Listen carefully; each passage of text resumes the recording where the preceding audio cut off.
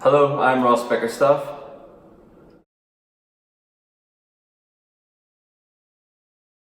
And I play drums freelance with a couple of artists, but mainly with Beauty Sleep and the Joe Harris Band.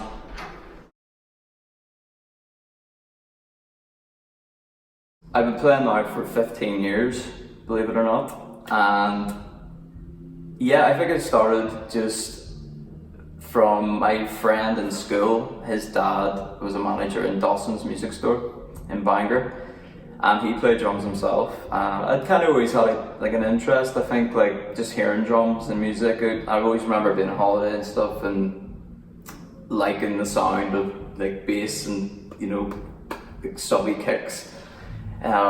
It always did it's a kind of excitement.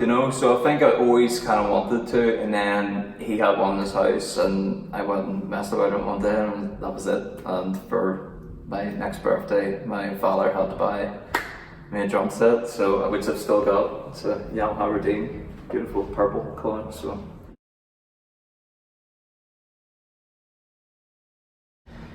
the first song I probably had to play with somebody. It was friends from school. We were putting together a wee punk sort of band, and it was Green Day, American Idiot.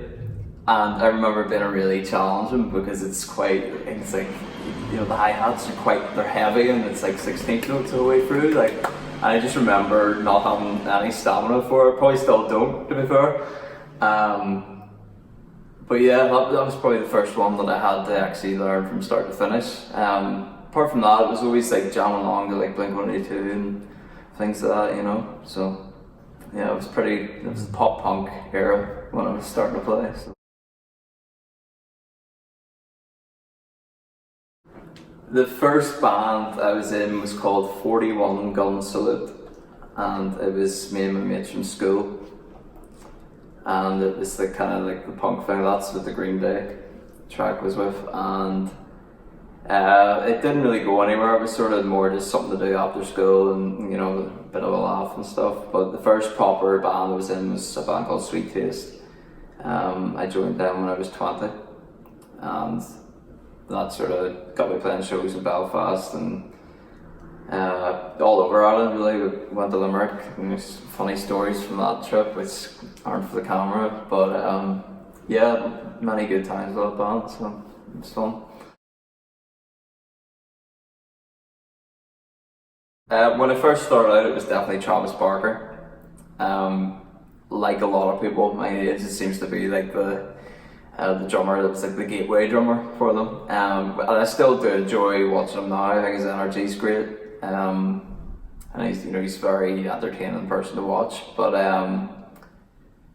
I've definitely got into more like song players. There's UK session guys like Freddie Sheed, Jerry Morgan from here, Carl Brazil, them sort of guys. Playing for the song, sound really good. And then some New Orleans kind of like Stanton Moore, and there's a guy called Harlan Riley who I'm really getting into. You should listen to.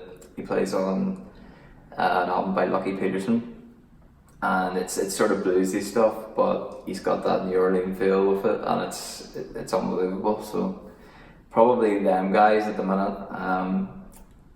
Rock wise, maybe Alan Rubin at the minute. He's a monster actually. So yeah. He probably was my favourite right after Travis Barker, so I had like intense periods of being obsessed, and wanting to be them. And then I've kind of grown up now and just like, I'll take influences from people rather than, trying to be them.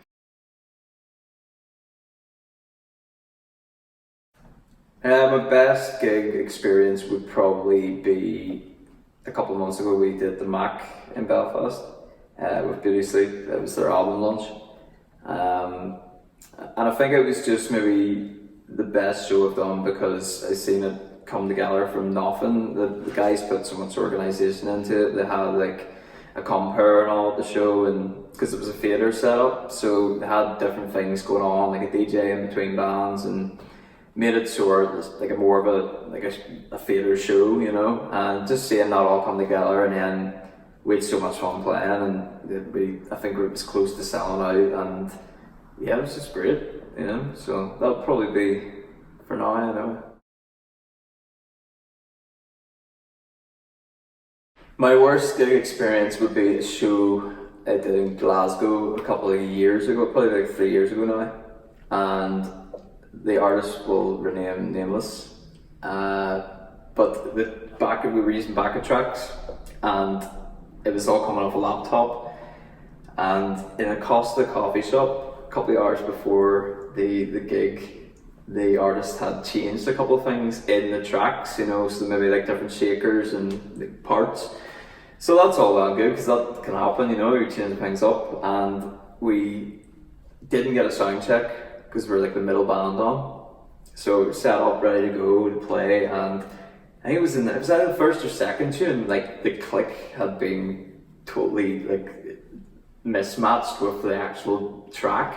So it just sounded awful. So I had to cancel, hit cancel on it, and we had to just play it without it.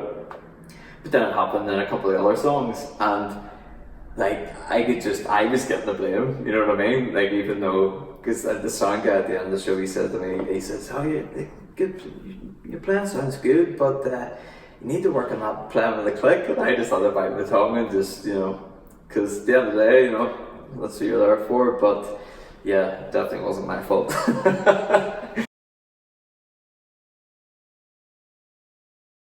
I think just when I was getting into it, just like the sound, like if I was even in a bar somewhere and somebody was playing a kit, it just gave me a general excitement, and you could really, I remember being a young kid and like, hearing drums and parades and things like that, and like the bass drum just going through you and just being really excited about that. But I think the longer I've played and the more I'm learning and push myself to learn new things, it's still exciting every day, and there's ups and downs, of course, but it's generally very exciting, and it keeps me fit, and yeah, it keeps me fit and alive, I suppose. Without it, I think I'd be very dull, so yeah.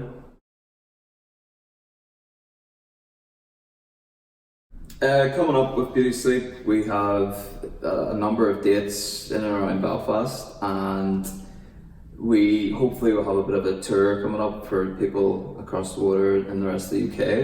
I'm also going to be playing with a band called Catalan.